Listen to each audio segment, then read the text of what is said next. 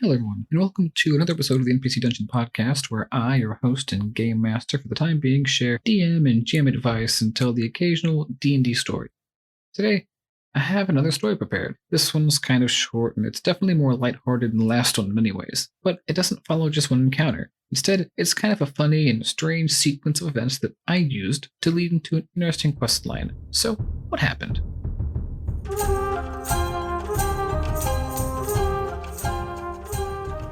This story kind of falls around a rogue who learned the hard way that you can't go around stealing everything that isn't nailed down. His name was Harold Bixby.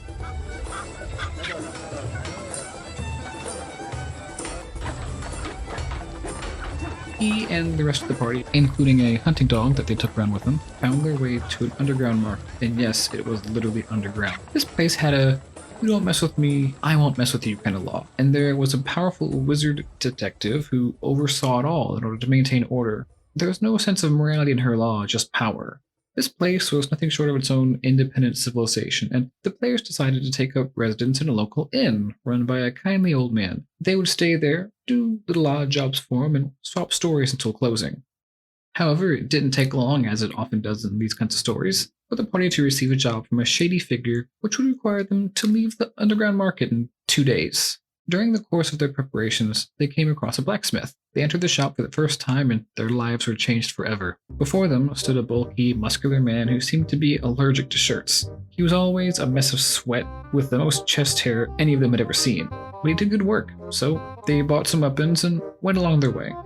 After buying some weapons, they decided to do the only rational thing and look for someone who could enchant them. Along the way, Harold came across a lonesome potion vendor, an elven woman with a little stall in the middle of the town square. She had briefly left her post, so with another player standing watch, he again did the only rational thing, wanting to save money for a cool magic enchantment he wanted on his dagger, and clean out her supply before walking away like nothing happened to meet the rest of the players at the enchanter's shop. Everyone else, on the other hand, were too dumbfounded to greet him. As he approached, he quickly saw what the rest were so surprised by. Standing at the back of the shop, behind the desk, was another bulky, muscular man with no shirt, always sweaty, always hairy. The exact spitting image of the blacksmith who they just saw prior. Harold, not being one of the more tactful members of the party, bluntly blurted out the question, "Hey, why do you look so much like that blacksmith we saw earlier?" And after the rest of the party apologized, the enchanter laughed them off and said, "We don't talk about him. He's a strange one. He showed up shortly after I got here." Not wanting to push the issue any further, they requested a few commissions and thanked him before leaving. And on the way back, Harold noticed an increase in security in the town square and guards searching people and asking them if they knew anything about the recent robbery. Guys, he mumbled to the rest of the party, "we have to get out of here." "Why?" they asked him. "Don't worry about it, let's just go." Then they shrugged off this weird behavior, not so unusual for him actually, and returned to the inn they'd been staying at. Upon arriving, Harold had an idea. He bolted to the top floor and snuck into the owner's room. There, he dispensed of his stolen potions so that he would not be a suspect. And while there, though, he found the deed to the establishment, which he made quick work of, forging into his own name, then pounced under the bed to hide as the owner walked into the few questioning guards. "See," said the kindly old man, gesturing into the room, now littered with stolen potions. "I told you I had nothing to do with it." "Wait.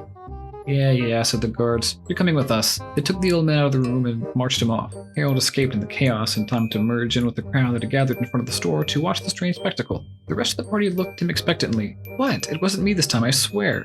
At about this time, a guard approached and turned to Harold. "Are you Harold Bixby?" he asked. The rest of the party began to laugh as Harold's luck apparently caught up with them. "Yes," Harold responded hesitantly, and the party's laughter was quickly cut short as the guard held out the deed to the inn, saying, "Sorry, I believe this place is yours." He turned around, leaving the rest of the party to roll their eyes and mourn the loss of their dear old companion. "We won't give you away," said the party, "as long as you let us stay for free and give us a share of all your profits." Deal. That night, Harold Bixby slept soundly in his new inn and woke up the next morning ready to hire new people to work at the inn while he and the party would be out adventuring. He spent a few minutes cobbling together a rudimentary help wanted sign and went out shopping with the rest of the party. After all, today was the last day they'd be here before setting off for the next leg of the new adventure. But, as always, they got distracted. They decided instead of preparing for this long and arduous journey to test a theory, and spent the day investigating the look-alike enchanter and blacksmith, eventually deciding to split the party, which, to be fair, was one of the few situations in which this was actually a good idea, sending one group to the enchanter and one to the blacksmith.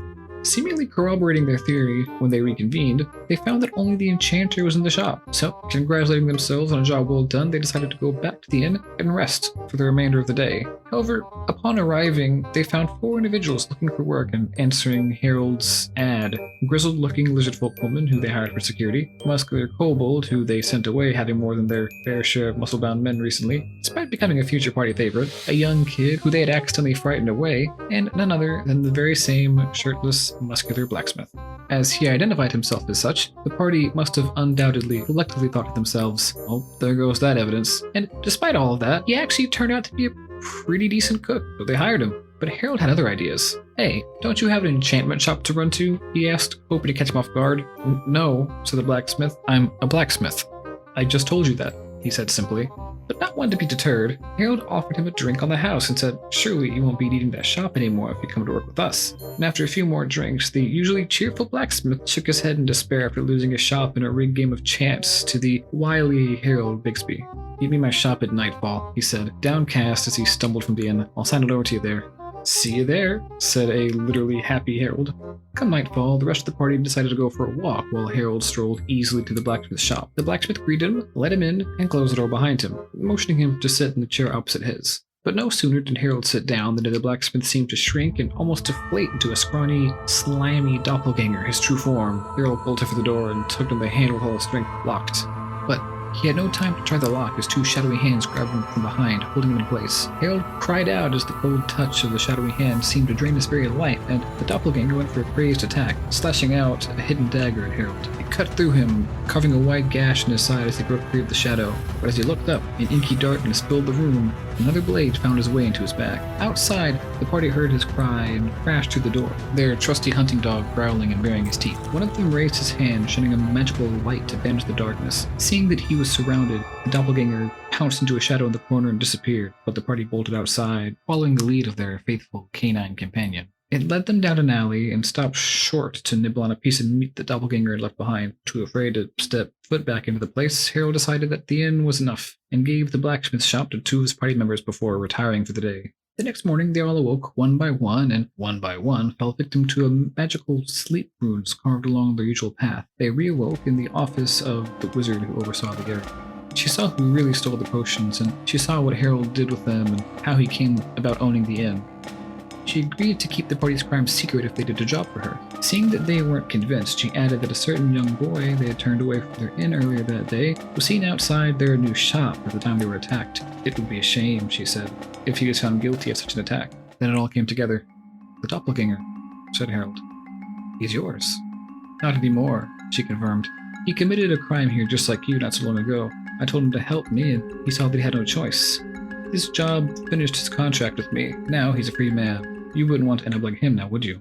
Harold gulped at the idea of such a man being free to walk the streets, but he hated even more the idea of a child having to pay for his crimes. The party agreed to her terms, and she outlined the job to them. They were to bring in the very shady figure who gave them the job to begin with. He was already long gone, of course, and it was their job to track him down. Well, one thing's for sure, Harold said. We're going to need some new enchantments.